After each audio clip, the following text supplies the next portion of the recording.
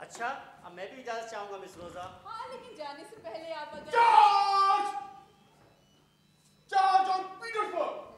क्या आपने कभी इसे समझाने की कोशिश की कि ये हिटलर नहीं है? नहीं, बिल्कुल नहीं। देख नहीं रहे आप कि हिटलर के रोल में कितना खुश है। बहुत पहले एक बार हमने कोशिश की थी कि एल्फी महात्मा गांधी बन जाए तो ज्यादा अच्छा रहेगा, उसे थोड़ा चेंज मिल जाएगा। लेकिन उसने हमारी एक नहीं सुनी। 3 दिन तक पलंग के नीचे घुसा रहा, खाना भी नहीं खाया, रोता रहा कि हिटलर ही बनेगा और कुछ नहीं बनेगा। और कुछ नहीं बनने से तो अच्छा है कि वो हिटलर ही बन जाए, इसलिए हमने मंजूर कर लिया। खैर, अगर वो इसी में खुश है और आप भी खुश हैं तो ठीक है।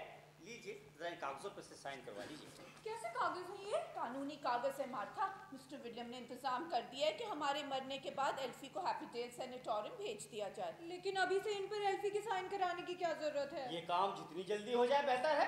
जिंदगी का क्या भरोसा, भगवान ना करे कल आप लोगों को कुछ हो जाए और हम एल्फी को सैनिटोरियम ले जाने के लिए राजी ना करा सके तो दुनिया भर के कानूनी झंझट पैदा हो जाएंगे।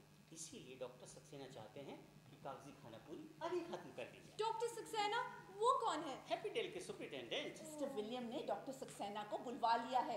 वो कल या परसों एल्फी को देखने के लिए यहाँ आएंगे। अच्छा, मैं चलूंगा, वरना जूली परेशान होकर मुझे ढूंढते ढूंढते यहाँ चली आएगी। जूली को हमारा प्यार दीजिएगा और प्लीज मिस्टर विलियम बॉबी को गलत मत समझिएगा।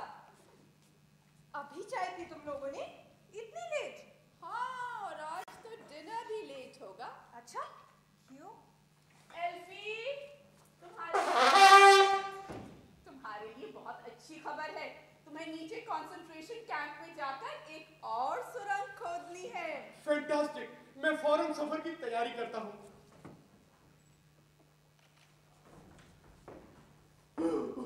चार्ज! सच्ची? कब कर लिया तुमने? जब मैं बाहर गई थी। हाँ, सॉरी डियर, मैं तुम्हारी वेट नहीं कर सकी क्योंकि पता ही नहीं था कि तुम कब लौटोगी और मिस्टर विलियम भी तो आने वाले थे, इसलिए फटाफट निपटा दिया। अकेले ही? हाँ, किसी तरह मैनेज कर लिया। ओह गॉड, कमाल कर दिया तुमने तो। मैं नीचे देखकर आती अरे हूँ। नीचे नहीं है, नीचे ले जाने का तो टाइम ही नहीं था और फिर मुझे अकेली के लिए मुश्किल भी तो बहुत था। लेकिन है कहाँ? ये तो बताओ। मैं नहीं बताऊंगी, खुद ही ढूंढो तो जाने। ओ रोजा मेरी अच्छी बहन, मुझे इतना मत तड़पाओ प्लीज। अच्छा, तो इस खिड़की वाले दीवान के अंदर झांक कर देखो तो।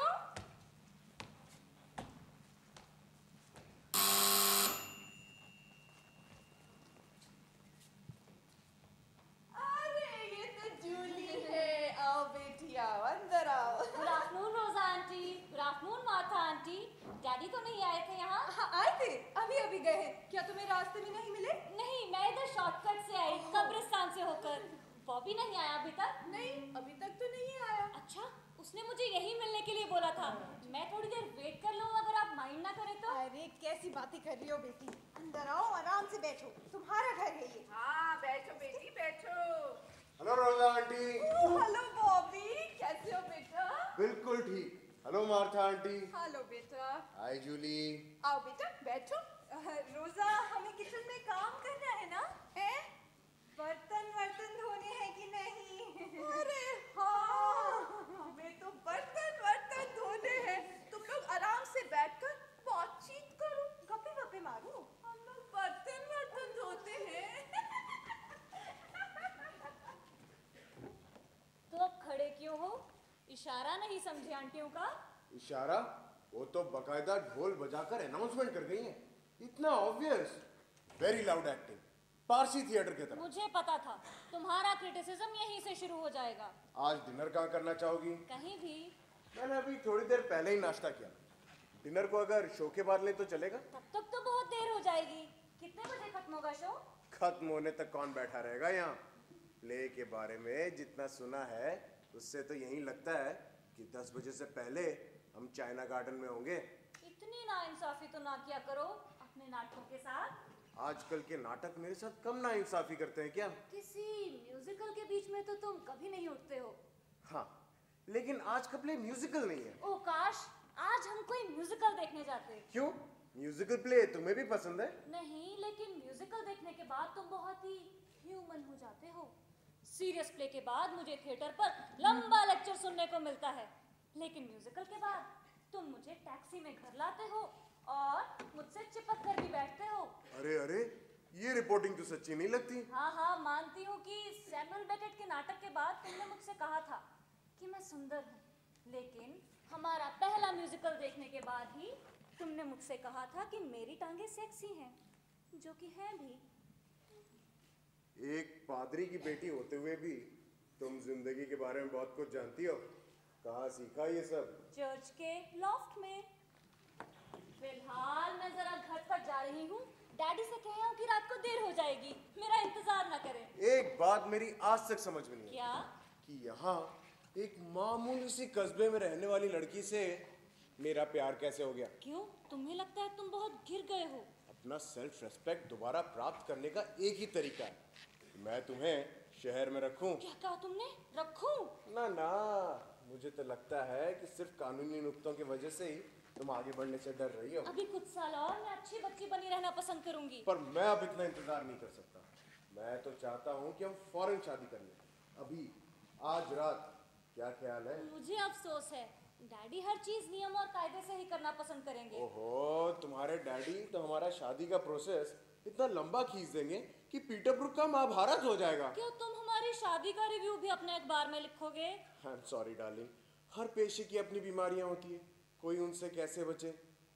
फिलहाल तो अपने डैडी से कह दो कि आज की रात वो तुम्हारा बिल्कुल इंतजार न करें। मेरा ख्याल है कि मैं कह दूं कि आज की रात वो मेरा हर हाल में इंतजार करें। मैं ऑफिस फोन करके कह देता हूँ कि आज मैं नहीं आ पाऊंगा, वो किसी और को भेज दे। बॉबी। अच्छा ठीक है, हर चीज लीगल और फॉर्मल होगी, लेकिन 1 महीने के अंदर हमारी शादी हो जानी चाहिए। डार्लिंग, मैं डैडी से बात करूंगी और एक तारीख निश्चित कर दूंगी। तारीख जितनी नजदीक उतना अच्छा। हेलो बॉबी, कैसे हो? आप कैसे हैं फ्यूरर? बिल्कुल जबरदस्त, फाइन। कहिए, क्या खबर लाई हो? सिर्फ इतनी कि पूरा देश आपके साथ है। वाह, कितना अच्छा लगता है ना सुन के। Well, goodbye, goodbye, goodbye. आप कहाँ जा रहे हैं Elfie? Concentration camp. Concentration camp यानी सेलर या तहखाना, वो नीचे जाके सुरंगें खोदता रहता है। तुम एल्फी से काफी अच्छी तरह बात करते हो, वो भी तो तुम्हें पसंद करते हैं, है ना? हाँ, एल्फी मेरे सबसे प्यारे भाई हैं। सबसे प्यारे भाई मतलब? क्या तुम्हारे और भी भाई हैं? हाँ, एक और सबसे बड़ा, जॉनी यानी जॉनथन। अच्छा, उसके बारे में मैंने कभी कुछ नहीं सुना। तुम्हारी आंटियों ने भी कभी कुछ नहीं बताया। दरअसल हम लोग उसके बारे में बात करना पसंद नहीं करते। बहुत पहले वो यहाँ से चला गया था लोगों के आग्रह पर। जॉनथन उन बच्चों में से था जो कीड़े पकड़कर उन्हें 2 टुकड़ों में काटना पसंद करता था अपने दांतों से। फिर क्या हुआ उसका? पता नहीं, दादाजी की तरह सर्जन बनना चाहता था, लेकिन बिना मेडिकल कॉलेज में पढ़े उसने तो अपनी प्रैक्टिस भी शुरू कर दी थी। अरे तुम लोग अभी गए नहीं? प्ले देखने नहीं जा रहे? जा रहे हैं, लेकिन अभी तो बहुत समय है, आधे घंटे बाद निकलेंगे। तो ठीक है, मैं वापस रसोई में चली जाती हूँ, तुम आराम से बैठकर बातें बातें करो। नहीं नहीं आंटी, आप यहीं रुकिए, मैं जरा घर तक जा रही थी डैडी से कहने। तुम्हारे साथ जाने से पहले वो हमेशा मुझ पर दुआ पढ़कर फूंकते हैं। मैं बस अभी आई, शॉर्टकट से जाऊंगी वाया कब्रिस्तान।